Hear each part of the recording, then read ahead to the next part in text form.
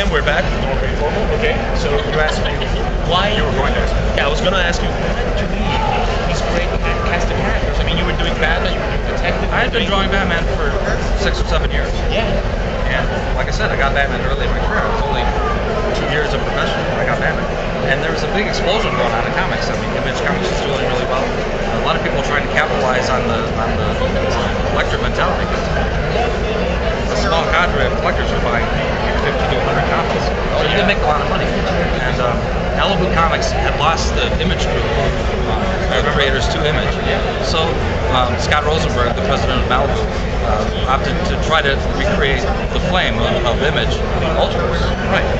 And they offered me a big signing fee. And they also offered to publish my own character without my even having an idea for a character.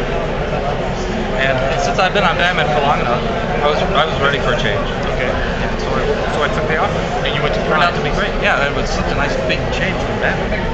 Well, just the opposite of Batman in almost every way. He was a little inexperienced kid in this giant, ridiculously muscle body, and in bright colors, all taking place during the day, superhuman powers, everything that Batman isn't. Everything that I hadn't been able to really draw professionally up to that time. Because before Batman, I drew Whisperer. And Whisperer was like a female ninja, kind of like Batman. Similar, yeah. So Prime was a lot of fun for me. And what happened? Because I mean, the Ultraverse. Well, then they kind of took off, but never really took off completely. Well, it was doing good. It was doing good enough, apparently, for Marvel to be interested to buy the characters. Yeah, yeah. But then they didn't use them. And what I've heard and what I've been told, even by Joe Quesada, I've heard him say it in interviews, is that they stopped publishing the characters because of the creators' agreement with the characters. Okay. But why would they buy the characters? I mean, surely they wouldn't have been dumb enough to buy a bad deal. You know, that's what I never understood. It seems like they bought them to kill them. But they weren't really big competition either. Maybe they anticipated them being competition. I don't know, it's all speculation. But it's too bad because I would love to draw Prime again. In fact, Gerard Jones and Lutz Strzelecki have told me many times they would love to be able to draw them, write them as well, creators.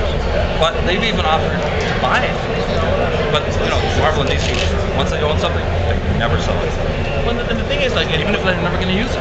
Yeah, like with DC, every time they buy a universe, they make it part of their regular universe. Well, they did that for a couple issues. Yeah, I remember. Prime met Spider-Man. Yeah, this whole thing with. I drew one with Prime and Captain America. Oh yeah, and I remember Black Knight became part of the Ultraverse team. I seem to vaguely remember that. Yeah. Then there was a Spider Prime. Yeah, I remember. It got pretty ludicrous. Yeah, as ludicrous as comics can afford to get. But you know that Prime was one of the more ludicrous ones. But it was fun. Yeah. I didn't read that many issues because back then it was just ginormous flood of comics. You know, it was Valiant, it was Image, it was Ultra. That's what led to the implosion. Yeah. And so I was caught with my professional pants down, so to speak. Didn't have any work, and everybody was hanging on to whatever jobs they had for dear life. So I didn't know what I was going to do. Eventually, DC one of the editors at DC, I forget who it was, maybe Darren Vincenzo, suggested that Alan and I do Anarchy. And I mentioned it to Alan, and Alan said he didn't think that it was a strong enough character to carry a book. And I kind of had to talk him into it because I needed the work. You did a miniseries now.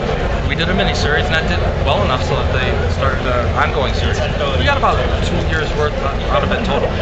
And there's a big fan base now, not so much in America, but in South America and Latin countries.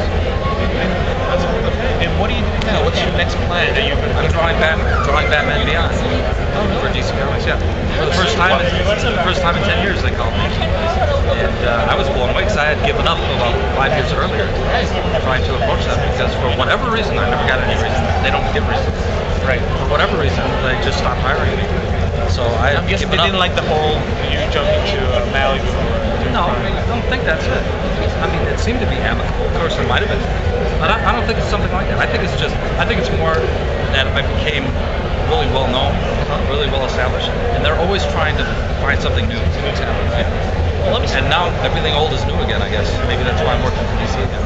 So I was gone for 10 years. And people wonder where I went. They thought I left comics. I was drawing comics all along during those 10 years, among other things. You were just not doing lesser companies. For Angel Gate Press, which nobody has heard of. For Marcoja Comics, which a lot of people haven't heard of. For A First Salvo out of Bermuda, which basically nobody has heard of. But I think, But they paid trades, you know. I got to exercise my craft. but now you're back on Batman. Let me say, I think Batman Beyond, the way you draw, I think it's a perfect match. I think it's good. Well, I thought it was a good idea too, especially after my drawing Archie comics for 2 years, because Archie's kind of cartoony. We have to cut right now. Sorry about that. We'll come right back.